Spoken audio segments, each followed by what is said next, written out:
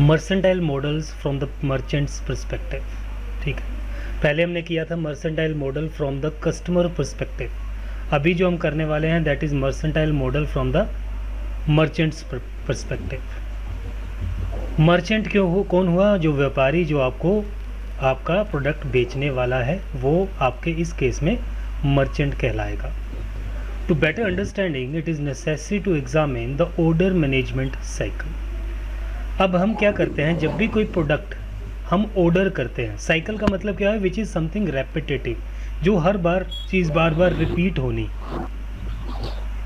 अब हम क्या करते हैं कि कोई प्रोडक्ट ऑर्डर करते हैं, तो ऑर्डर करते वक्त क्या होता है, हम एक साइकिल के थ्रू गुजरते हैं। कुछ स्टेप्स होते हैं जो हर बार कॉमन रहते हैं। जैसे अगर मैंने कोई वॉच भी लेनी है या कोई मैंने मोबाइल फ़ोन लेना है, दोनों की जो स्टेप्स होंगे खरीदने के वो लगभग एक जैसे ही होंगे।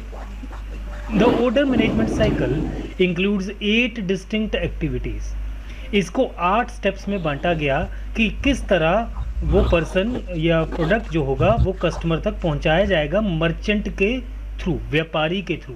तो इस तरह के 8 स्टेप होते हैं, 8 डिस्टिंक्ट, सब अलग अलग स्टेप्स होते हैं। The actual details of OMC vary from industry to industry and also from individual products and services. ये जो स्टेप्स हैं इनके अंदर क्या क्या होगा, ये मर्चेंट के ऊपर डिपेंडेंट हो सकता है या इंडस्ट्री के ऊपर डिपेंडेंट हो सकता है। मतलब स्टेप का नाम तो सेम रहेगा, लेकिन उसके अंदर जो काम है उसका काम करने का ढंग अलग हो सकता है। जैसे हमने कहा कि हम उसको, जो कस्टमर है उसको रिसीट देंगे, उसको एक पर्ची आप बना के देंगे, एक बिलिंग की, उसके ऑर्डर की आप स्लिप देंगे, तो वो हो सकता है हर किसी का पैटर्न अलग हो। कोई ई स्लिप दे रहा हो, कोई हार्ड कॉपीड भेज रहा हो, कोई स्लिप को आपके पार्सल के ऊपर चिपका के भेज रहा हो, कोई बार कोड लगा के भेज रहा हो। तो these can vary from different industries to industries. OMC has generic steps. इसके लगभग एक तरह के यूनिवर्सल स्टेप्स होते हैं। The first one is order planning and order generation. सबसे पहले है ऑर्डर को तैयार करना कि ऑर्डर कैसे कैसे पहुंचेगा, ऑर्डर को जनरेट करना। अब आपने ऑर्डर किया यहाँ घर बैठे, तो उसकी प्लानिंग उसको बनानी पड़ेगी कि दिल्ली से आपका यहाँ तक पार्सल कैसे पहुंचेगा और आपका ऑर्डर जनरेट किया जाएगा। Then second one is cost estimation and pricing. जब आपने वहाँ पे ऑर्डर करने के लिए ओके किया तो आपको वहाँ पे कॉस्ट दिखती है स्क्रीन पे, तो उसके लिए मर्चेंट क्या करता है, वो कॉस्ट एस्टिमेशन बनाता है कि मेरे शिपिंग चार्जेस कितने होंगे वहाँ तक के, कितना एस्टिमेशन कॉस्ट उसको एक्स्ट्रा पड़ेगी, कितना उसको कॉस्ट उसके ऊपर ओवर हेड उसको चार्जेस पड़ेंगे, वो कॉस्ट उसको उसमें इंक्लूड करनी पड़ेगी। Order receipt and entry. अब उसके बाद क्या किया जाएगा, उसकी रिसीट आपको भेजी जाएगी, उसकी एंट्री की जाएगी। जो वो रिसीट आपके पास आएगी उस पर आपकी उस ऑर्डर की पूरी जानकारी होगी, किसने आपको बेचा है, आपकी डेट, किस दिन आपने परचेज किया है, कितने तारीख तक पहुंचेगा, या जो भी आपका बिलिंग चार्जेस है वो सब उसके ऊपर अवेलेबल रहेगा। इवन दो उसके अगर आपको प्रोडक्ट वो कहीं ना कहीं करप्ट हो जाता है या उसमें कोई फॉल्ट दिखता है तो कैसे रिटर्न होगा, रिटर्न पॉलिसी क्या रहेगी, ये सब उस पर मैंशन होगा। Order selection and prioritisation. Order selection and prioritisation में मतलब ऑर्डर्स को सिलेक्ट करना है, कौन सा प्रायोरिटी वाइज कैसे पहुंचेगा, कितनी प्रायोरिटी है उसकी, बहुत जल्दी पहुंचाना है या आराम से पहुंचाना है, प्राइम प्रोडक्ट है, नॉन प्राइम है। ऑर्डर स्केड्यूलिंग, उसको स्केड्यूल करना, कितनी तारीख तक वो आपके पास पहुंचेगा, कौन से दिन पहुंचेगा, किस जगह पे पहुंचेगा, होम के लिए ऑर्डर है, ऑफिस के लिए ऑर्डर है, ऑफिस टाइमिंग्स में आएगा कि होम टाइमिंग्स में आएगा। ऑर्डर फुलफिलमेंट एंड डिलीवरी, तो उसके बाद आपको ऑर्डर आपका रिसीव करवाया जाएगा, ऑर्डर की बिलिंग आप करोगे, पेमेंट होगी, उसके बाद आपको पोस्ट सेल सर्विस, यानी कि उसके बाद आपको मेंटेनेंस दी जाएगी, गारंटी वारंटी दी जाएगी, फीडबैक्स आपके लिए जाएंगे। ये पोस्ट सेल सर्विस में आता है। तो सबसे पहले आता है order planning and order generation. Order planning leads to order generation. Order are generated in a number of ways in the e-commerce environment. The sales force broadcast ads, direct marketing, send personalized emails to customers, cold calls और create a website, right?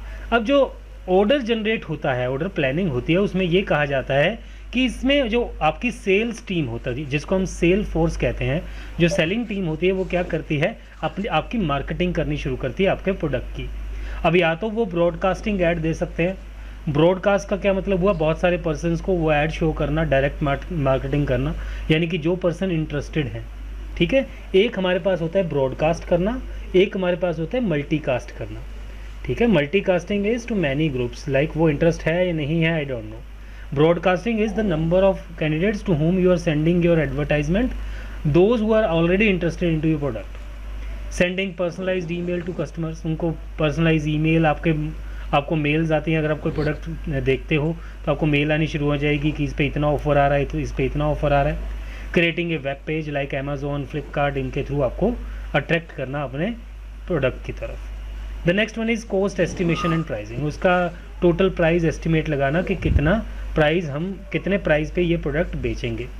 तो इसके लिए वो customer को valued करते हैं, तो उस पर देखते हैं कि कस्टमर क्या ऑर्डर कर रहा है, उसके बाद उसकी वैल्यूएशन की जाती है और फिर कंपनी आपको उसका प्राइस एस्टिमेशन, प्राइस आपके पास जनरेट करती है।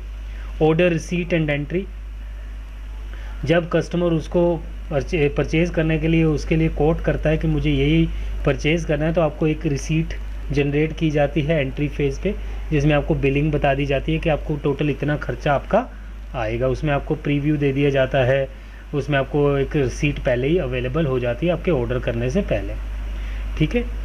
उसके बाद order selection and prioritisation. Order selection यानी कि जो कस्टमर सर्विस रिप्रेजेंटेटिव है वो ये चूज़ करेंगे कि आपका ऑर्डर एक्सेप्ट करना है या डिक्लाइन करना है, ठीक है। तो वो कस्टमर सर्विस रिप्रेजेंटेटिव के पास अवेलेबल रहता है। सभी कस्टमर के जो रिस्पॉन्सेज होते हैं वो उनको इक्वल ही माना जाता है, कुछ ज़्यादा बेटर माने जाते हैं बिज़नेस के लिए, कुछ कम भी माने जाते हैं। ऑर्डर स्केड्यूल करना, उसके बाद आपका स्केड्यूलिंग की जाएगी कि कैसे कैसे आपका ऑर्डर वहाँ से सेल किया जाएगा। कि ये टास्क थोड़ा डिफ़िकल्ट माना जाता है कि इसमें sale department, marketing, customer service, operation, production, इन सब के गोल अलग अलग रहते हैं। हर किसी का वर्क करने का वे अलग अलग रहता है, तो इस करके इस टास्क को थोड़ा हैंडल करना डिफ़िकल्ट होता है, ठीक है। इसमें हम स्केड्यूलिंग, बेसिकली हम टाइम एंड डेट ये सब डिसाइड करते हैं। Order fulfilment and delivery, right. अब इसमें हम ये बताते हैं कि ऑर्डर कहाँ कहाँ से कस्टमर के पास पहुँचेगा, आपकी नियर बाय लोकेशंस क्या रहेंगी, ऑर्डर स्टॉक में कितने हैं, आपको क्या ऑर्डर मिल पाएगा या नहीं। कभी कभार हम कोई प्रोडक्ट खरीदने शुरू करते हैं तो वहाँ पे आ जाता है not available in stock, but वहाँ पे आप कर सकते हो add this to wish list, तो जैसे अवेलेबल होगा आपको उसकी अवेलेबिलिटी की इन्फॉर्मेशन मिल जाती है।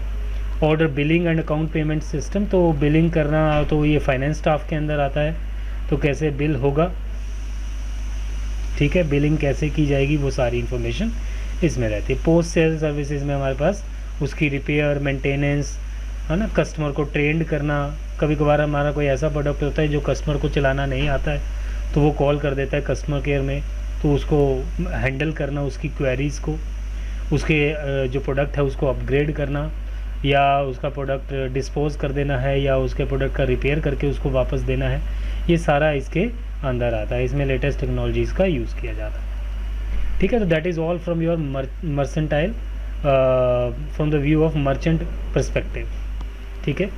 पोस्ट सेल भी हो सकता है। बेसिक सर्विसेज आपकी, अभी ये जो बेसिक सर्विसेज कह रहा है ये बेसिकली इसी के रिगार्डिंग कह रहा है। छोटी मोटी फाइनेंशियल सर्विसेज जैसे एटीएम हैंडलिंग एंड ऑल, ये भी आप इसमें इंक्लूड कर सकते हैं। इसके अलावा इंटरमीडिएट सर्विसेज होती हैं जिसमें आपको घर बैठे आप बैंकिंग, ऑनलाइन बिल्स पे करते हो, ये सब आपकी इंटरमीडिएट सर्विसेज आती हैं। बेसिक सर्विसेज आपकी एटीएम के थ्रू आप ट्रांजैक्शंस करते हैं, ठीक है, तो आप होम बैंकिंग कर सकते हैं, ये सारा आपका एटीएम्स के थ्रू या बेसिक सर्विसेज के अंदर कंसीडर होता है, ठीक है। किसी